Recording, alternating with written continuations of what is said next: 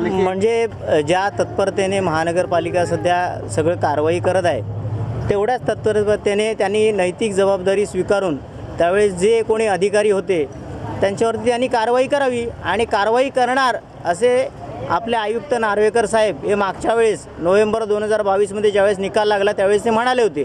आता त्यांनीच सांगावं की त्यांनी चौकशी पुढे नेली का, त्यांनी त्यावेळेचे अधिकारी होते त्यांच्यावर चौकशी लावली का, त्यांचं निलंबन झालं का. पण आमच्यावरती मात्र कारवाई झाली ना.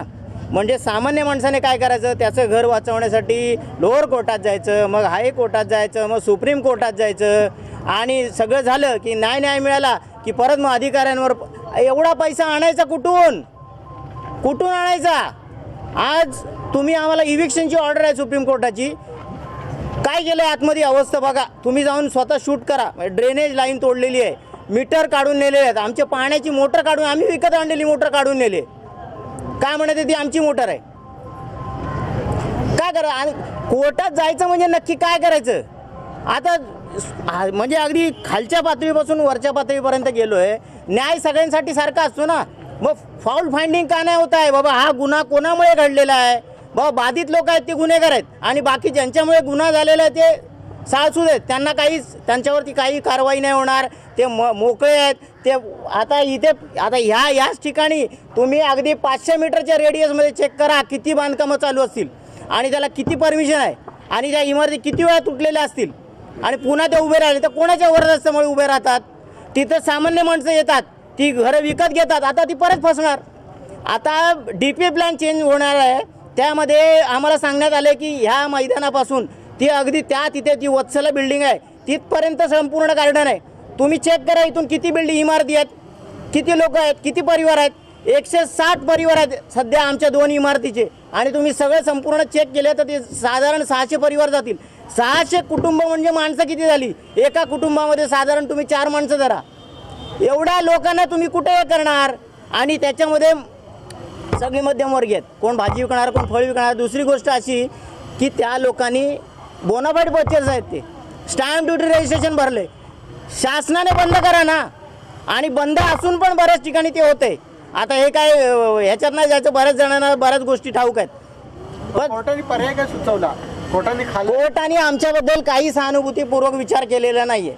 ते म्हणतात की ही जागा महानगरपालिकेची आहे आणि तू इथे महानगरपालिकेला जाणार, एवढंच. आता आम्ही 2019 पासून जी विवेक वेलणकर आणि महाराष्ट्र शासन यांची MRTP ॲक्ट विरोधात एक केस पेंडिंग आहे सुप्रीम कोर्टात. 2019 पासून त्याला स्टे आहे.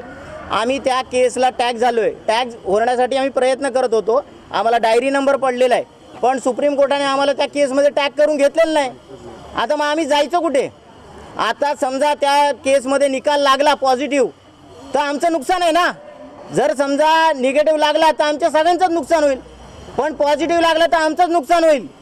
मग ते आम्ही एकट्यानेच काय सहन करायचं. जर तुम्ही कायदा निघणार ते सगळ्यांसाठी निघणार आहे ना. आणि एवढ्या मोठ्या इमारती होतात, यांना सगळ्यांना माहीत आहे. आपण इथे आता प्रेस कॉन्फरन्स घेणार, पाठीमागे ते ऐकत असणार, ते मनातल्या मनात हसत असणार की आपण काय केलं ते त्यांना ठाऊक आहे. कोणाकडनं काय झालं आहे, कोणाकडनं काय झालं आहे. पण आता हे बघा यांचं पती नाही आहेत, यांच्या 2 मुली लग्न लावले, आता ते एकट्याच आहेत. नेहरू स्टेशनला भाजी विकतात, कुठं जाणार त्या.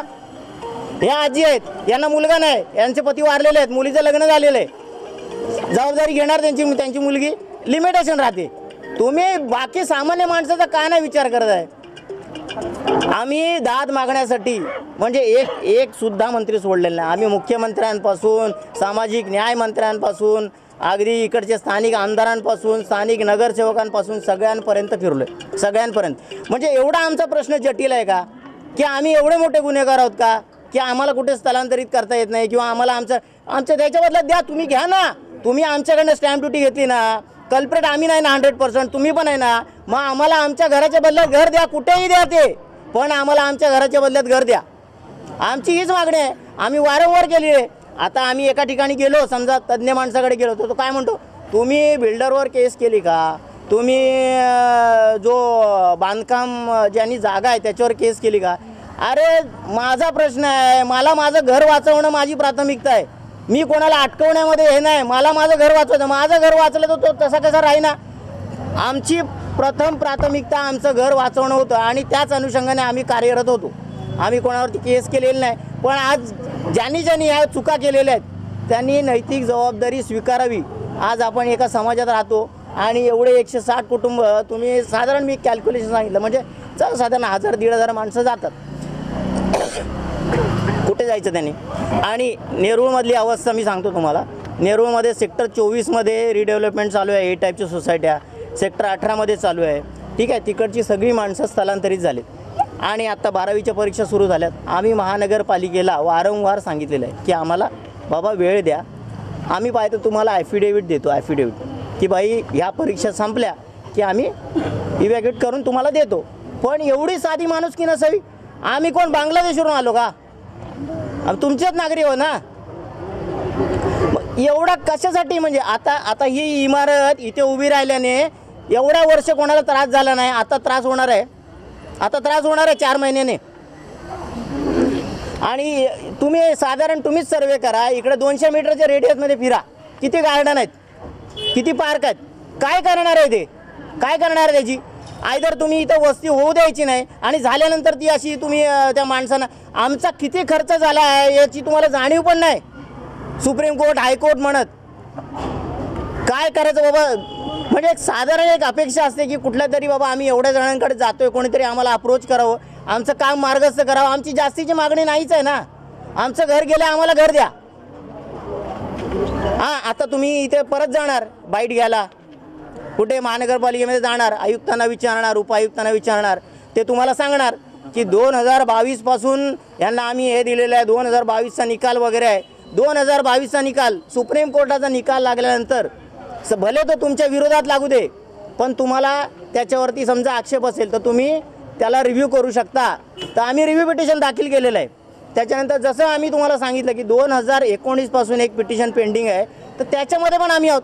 तर आम्ही जर सहकार्य करतोय, आम्ही कायदेशीर मार्गाने जातोय, तर तुम्ही आम्हाला सहकार्य करायला पाहिजे ना. की आम्हाला उडवायचं तुमचं काम आहे, की आम्हाला उडवल्यावर तुमचं कंटेम्प्ट ऑफ कोर्ट जाणार आहे. आता या एवढ्या नवी मुंबईमध्ये किती बांधकामं असतील, तेच तुमच्या समोर काय वारंवार सांगायचं. तुम्ही सगळे अभ्यासक आहात, तुम्हाला माहीत आहे. तुम्ही आता आकडे विचारले तर तुम्ही मला आकडे सांगाल. जुईनगरमध्ये किती आहे, कुक्षेतमध्ये किती आहे, सारसोळ्यामध्ये किती आहेत, किती इमारती आहेत. पण आमच्या 2च इमारती का? कोण आमच्या इमारती व्यवस्थित होऊ देणे यासाठी कार्यरत करते, याचा शोध तुम्ही घ्या. आता आम्ही तर थकलो आणि आम्ही कोणाची नावं पण घेऊ शकत नाही. आमची वेगळी मजबुरी. उद्या आम्ही कामावरती जातो, आमचे बायका पोरं घरात असतात. आता आम्हाला घरदारच नाही, आता आम्ही कुठं जायचं? हा पण एक मोठा प्रश्न आहे. काहीच नाही. त्या लोकांनी आम्हाला कोणत्याही गोष्टीची हे नाही. इथे गावठाण म्हणून असं लिहिलेलं होतं, तेव्हा आम्ही हे रूम आता गोरगरीबाई घेतल्याच्या नंतर आता आतमध्ये जाऊन सिच्युएशन बघा. आम्ही 10 वर्ष ना आम्ही कोणताही असा हे ठेवला नाही, नगरसेवक ठेवला नाही, आमदार खासदार सगळीकडेच झालं, कोर्ट वगैरे सगळं काही आम्ही केलं, पण आम्हाला न्याय दिलं नाही. आता आम्ही काय करायचं हेच फक्त गव्हर्नमेंटने आमच्याकडे लक्ष द्यावं. आम्ही काय करायचं? आम्ही उघड्यावर आलो, आम्ही आता कुठे जायचं, कुठे आम्ही अंघोळ करायचं, कुठं बसायचं? अंग वस्त्र निवारा आमचा सगळा गेला. आता आम्ही काय करायचं? ज्या वेळेला हे आज जे सगळे आलेत उद्ध्वस्त करायला, त्या वेळेला सगळं काय ते त्यांना माहीत होतं. त्याही हे सगळे परमिशन वगैरे दिले ना, त्यांची जागा होती, त्यांना कळत नव्हतं.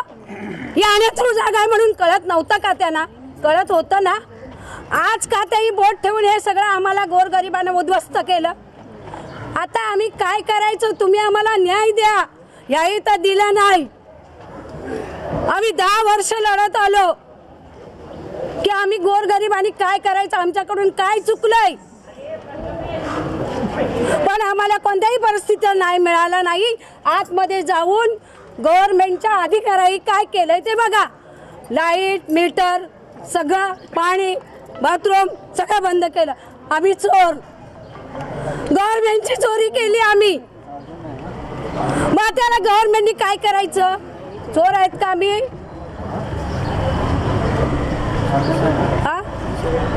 काय आता करायचं? तुम्हीच आम्हाला न्याय द्या. तुम्हीच सांगायचं पुढे कसं चालायचं, कसं काय करायचं, स्त्रियाही काय करायचं. आम्हाला असं उघड्यावर आलं का श्रीकृष्णाने तरी हिला द्रौपदीला वस्त्र पुरवले, आम्हाला कोण पुरवेल? आम्ही जितक्या सगळ्यांकडे जायचं होतं तेवढ्यांकडे आम्ही जाऊन आलो. कोणीही आम्हाला त्यावेळेस आम्हाला सगळे आम्हाला म्हटले आम्ही तुमच्यासाठी करू, काहीतरी करू. आज आम्ही ज्यांच्याकडे गेलो, जे कोण होते पॉलिटिशियन सगळ्यांकडे गेलो. सकाळपासून आम्ही फिरतोय, सगळीकडे आम्ही जाऊन आलो. पण आज रोजी आम्हाला एकानेही आम्हाला मदत केली नाही किंवा एकही व्यक्ती आम्हाला आज भेटला नाही की बाबा आम्ही तुमच्यासाठी हे करतो ते करतो. आमची अपेक्षा काय होती? फक्त आम्हाला 4 महिने कसे तरी वाढवून द्या, आमच्या मुलांच्या परीक्षा आहेत तेवढ्या होऊ द्या, आम्ही तुम्हाला लिहून देतो की आम्ही एप्रिलमध्ये आम्ही खाली करतो म्हणून. पण आम्हाला तेही सहकार्य कोणीच केलं नाही.